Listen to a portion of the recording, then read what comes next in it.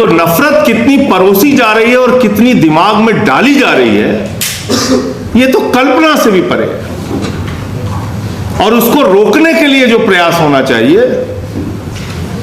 वो शायद कम है, या लोग बड़े इंतजार में थे कि ऐसा कभी दिन आएगा तो हम लोगों को अपने जो ये जो अपना रूप है वो दिखाना है और इनके साथ खड़े होकर इस हेट क्राइम्स का हिस्सा बनना है।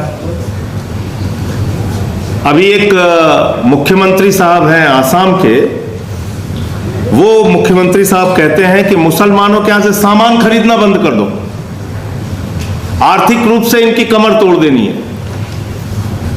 तो मैंने अंधभक्तों से कहा कि भाई आप लोग फैसला लो, और भाजपा वाले सारे लोग फैसला लो कि जितने भी पेट्रोल, डीजल, गैस इराक से, ईरान से, अरब देशों से आते हैं, इसका इस्तेमाल आप बंद कर दोगे, बिल्कुल खाना नहीं बनाओगे। जो गैस आ रही वहां से, पेट्रोल डीजल जो आ रहे उससे गाड़ी नहीं चलाएंगे।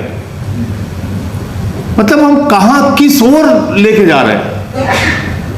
दुनिया भर की विकास की बातें होती हैं, तरक्की की बातें होती हैं, देश कहां से कहां, चीन कहां से कहां पहुंच रहा है, और हम लगे हुए नाली से गैस से चाय बनाने में।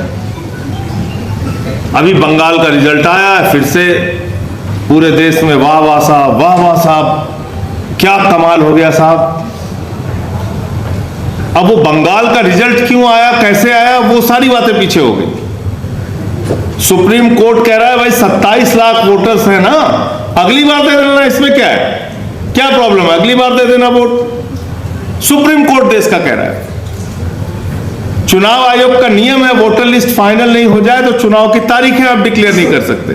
चुनाव डिक्लेयर भी हुआ, 27 लाख वोट 27 लाख लोग वोट करने से वंचित भी रह गए, और फाइनल वोटर लिस्ट के बाद 6 लाख और नए वोटर जोड़ दिए गए। कहां से वो आया इसका भी कोई पता नहीं। लेकिन आज क्योंकि परिणाम आ गया एक तरफा भारतीय जनता पार्टी के पक्ष में, तो फिर वो महामानव है, सारी चीजें ठीक है, चल रहा है। सबसे बड़ा हेट क्राइम्स फैलाने का माध्यम आज की तारीख में है गोदी मीडिया। शाम को 5 बजे से लेकर रात को 11 बजे तक अगर आपके दिमाग में हिंदू, मुसलमान, हिंदुस्तान, पाकिस्तान, बांग्लादेश, घुसपैठिया यही सब भरा जाएगा, तो उसका नतीजा क्या होगा?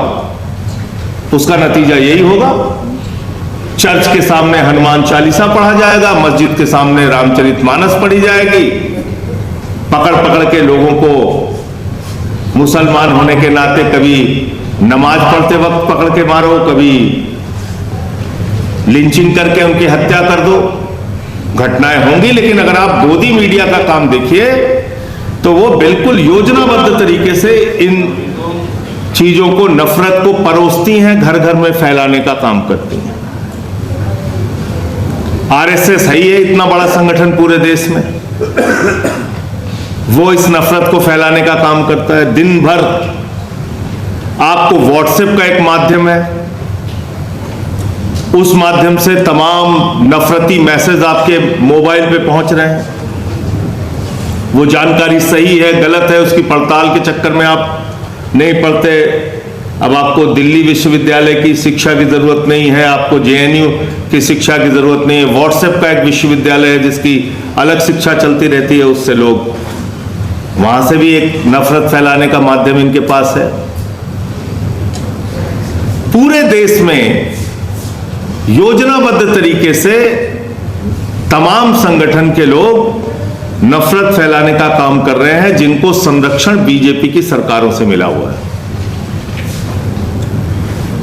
और इसमें अगर आप एक आंकड़ा और जोड़ देते तो शायद ये संख्या काफी बढ़ जाती। दलितों के खिलाफ होने वाले अत्याचार, आदिवासियों के खिलाफ होने वाले अत्याचार, जिसमें हम देखते हैं कि मध्य प्रदेश में बीजेपी का एक नेता आदिवासी युवक के सिर के ऊपर पेशाब करता हुआ दिखता है, जिसमें हम देखते हैं कि पासी समाज का एक बुजुर्ग, उसको मंदिर की सीढ़ियों पे पेशाब चटवाई जाती है काकोरी में, लखनऊ के पास, जिसमें हम देखते हैं कि बुलंदशहर में सीआरपीएफ के एक जवान को घोड़ी पे नहीं चढ़ने दिया जाता क्योंकि वो दलित समाज से है, एससी कम्युनिटी से। तो इसलिए मैं सिर्फ इतना कहना चाहता हूं कि आज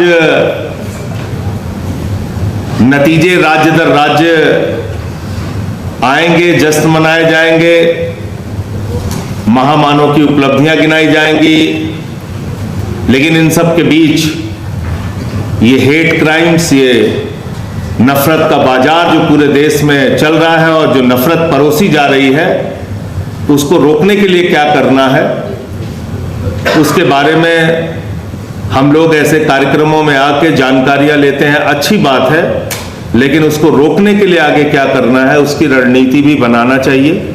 और उसमें जो मेरी भूमिका हो सकती है, जैसे मैं किसी भी तरीके से आपके काम आ सकता हूं तो मैं हाजिर हूं, इतनी बात कहना चाहता हूं।